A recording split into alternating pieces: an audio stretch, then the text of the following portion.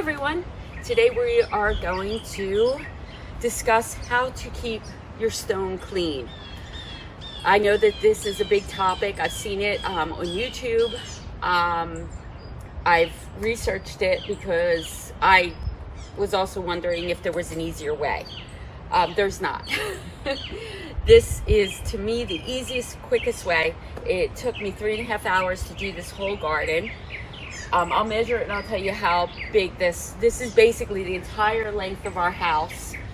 And let's see, I won't even guess.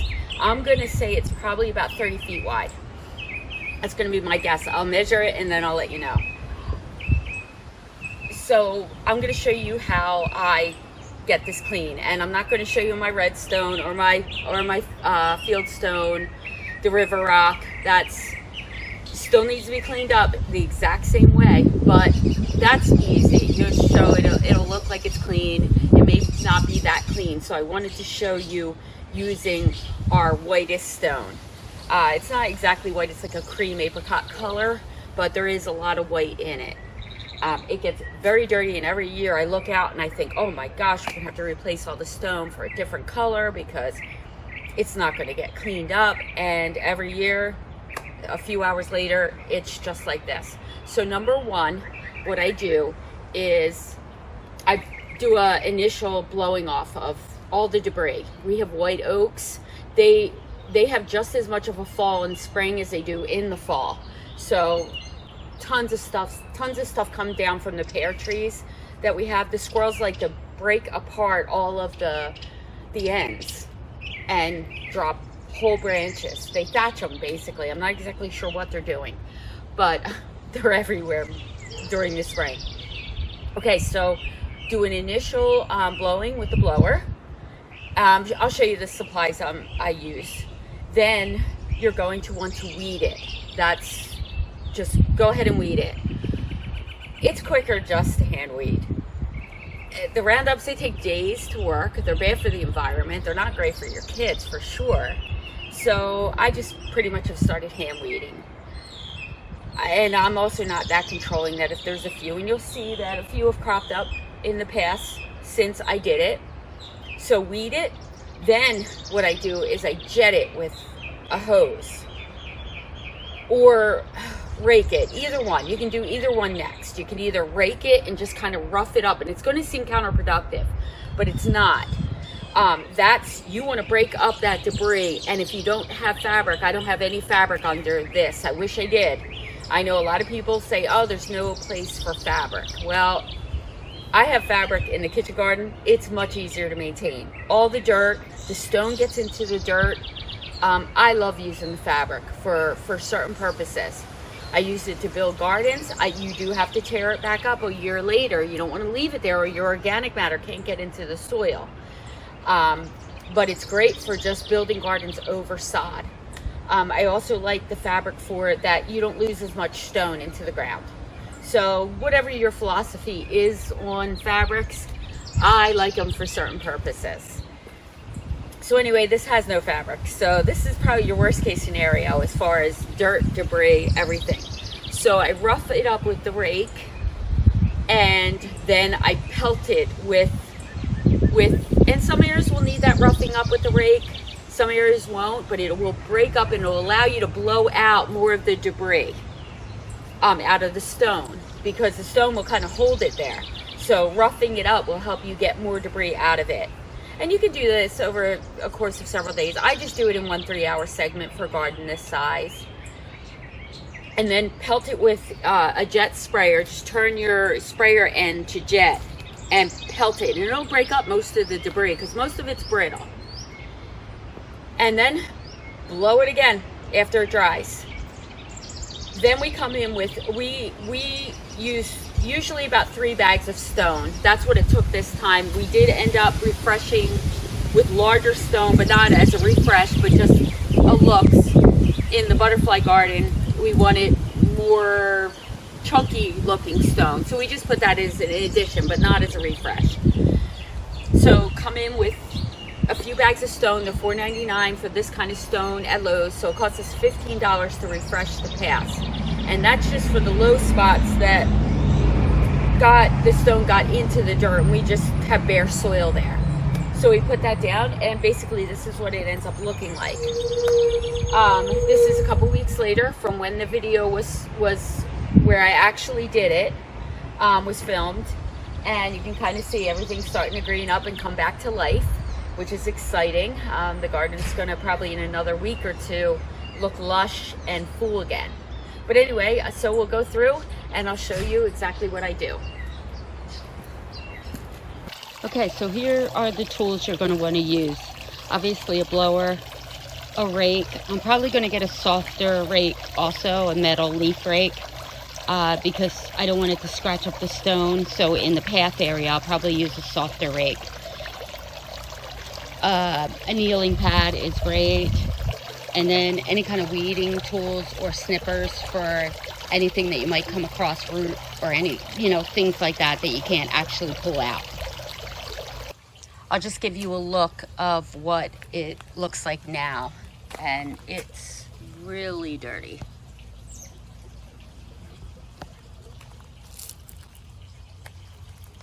Full of weeds. I'm actually going to time it so that you know how long it took to do this area, but you see it's complete debris. And then of course we have some of that pennywort, or I'm assuming that's what that is. If anybody knows what that tiny little clover-like weed is, let me know, because it cannot be annihilated. And we got inundated by dandelions this year. So we have the two areas that feed off. We have leaves, and there is some trash and stuff that kind of blew in from the neighbors that I have to get out of here. But generally everything's looking good in here. All the bulbs are starting to kind of hang down, which is great. So the sooner they die back, the sooner I can cut them.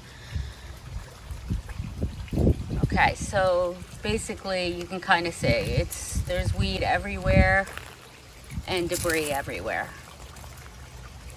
You're not going to get it perfect, but you'll see at the end how much cleaner this area looks.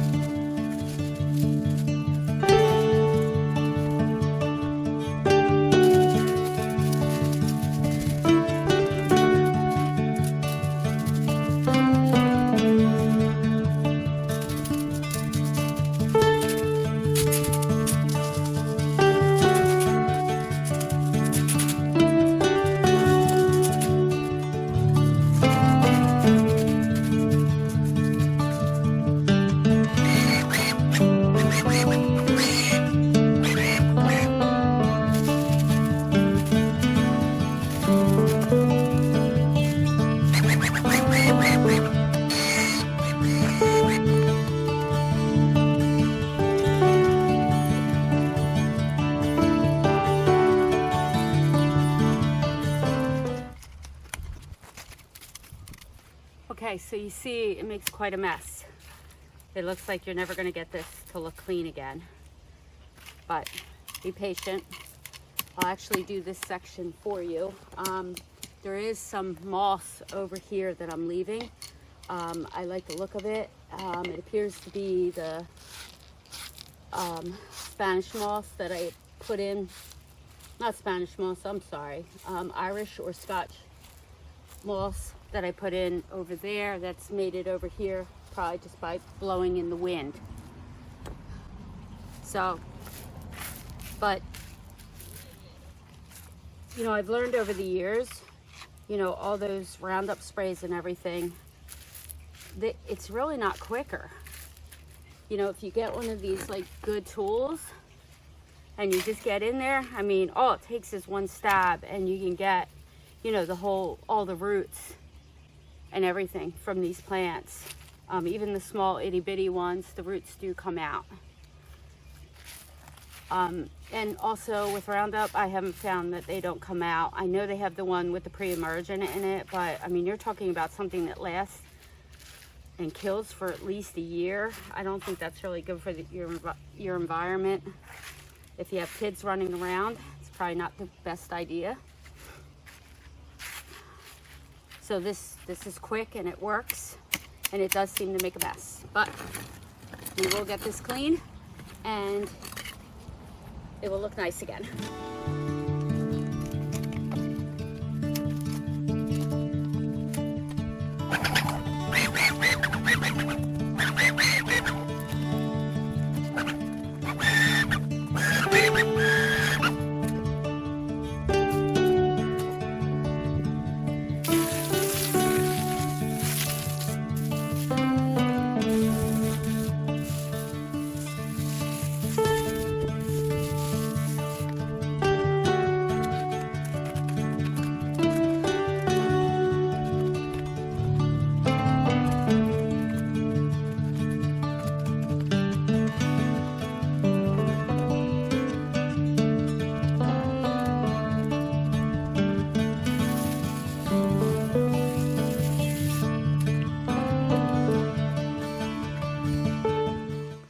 Okay, so it's still wet, but you should be able to see how much cleaner that looks.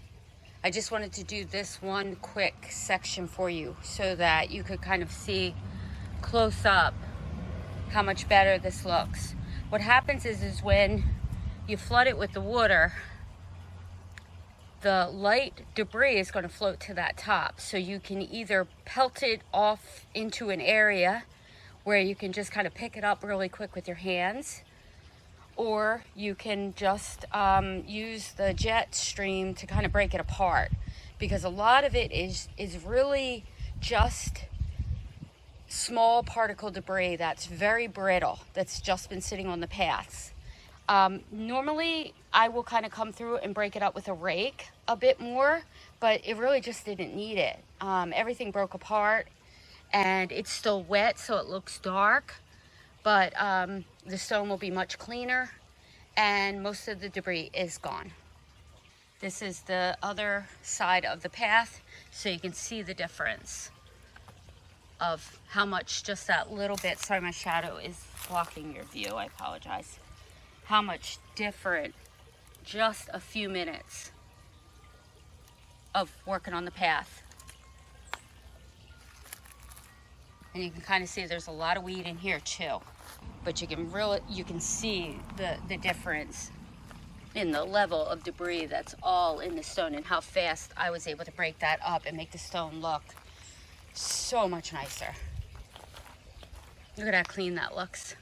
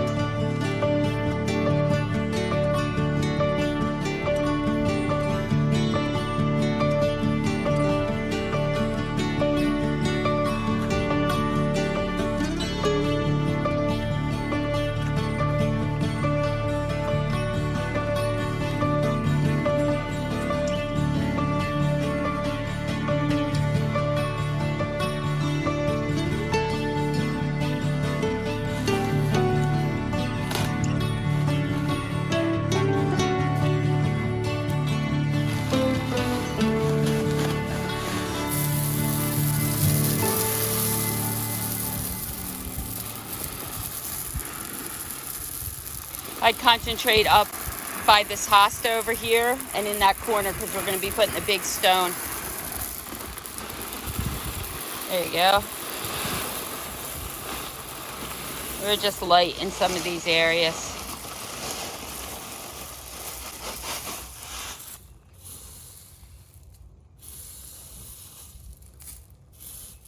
Yeah, so you just refresh the areas that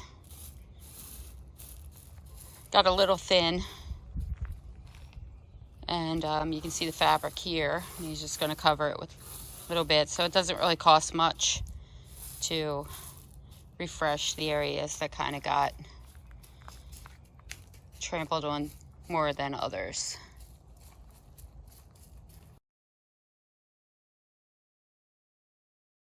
No, and just this little amount of stone brightens it up so much.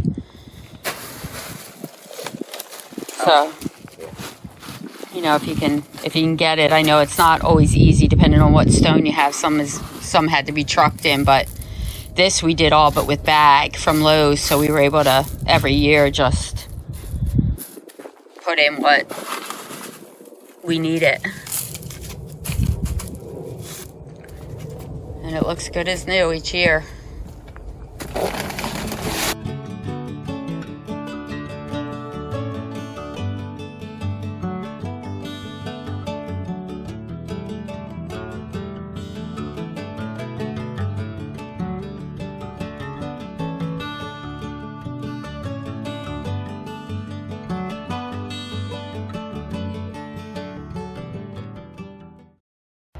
Okay, so that's it.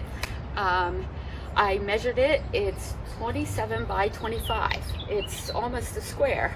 So I didn't realize that. It seems when you're walking through, because of the way we did the path, as it's longer this way than that way. And it is slightly, but not as much as I would have thought. And it's wider at the top there, so that's just kind of a general measurement than it is back here. It's more narrow, but probably by about 2-3 feet. It just widens out because of just kind of the way this portion came in. So anyway, so yeah, so for the 3 to 4 hours you have to spend maintaining a gravel garden, it's not as much as if this was a grass pathway, which would take a lot of fertilizer, a lot of chemical to keep it in, a lot of mowing. You're talking at least an hour a week to mow and weed whack an area like this. So I'd rather spend 3 or 4 hours on an area like this and you rejuvenate it. And I've shown you on our lightest stone how clean you can get it. And I think once a week I kind of come through as I'm doing the rest of the yard with the blower and just blow all the debris. Usually I just blow them into the gardens. It helps feed the gardens. It adds organic matter. So the little bit of debris that's on it doesn't look bad. And again, it just adds organic matter. So you don't want to be too clean in your garden, or else there's nothing natural to feed your plants. It's great to put plant tones and things like that, but things like compost and manures and leaf debris are much better for your plants than bagged stuff. Yeah, so I hope you found this helpful. Thanks for watching, and I hope you have a great day.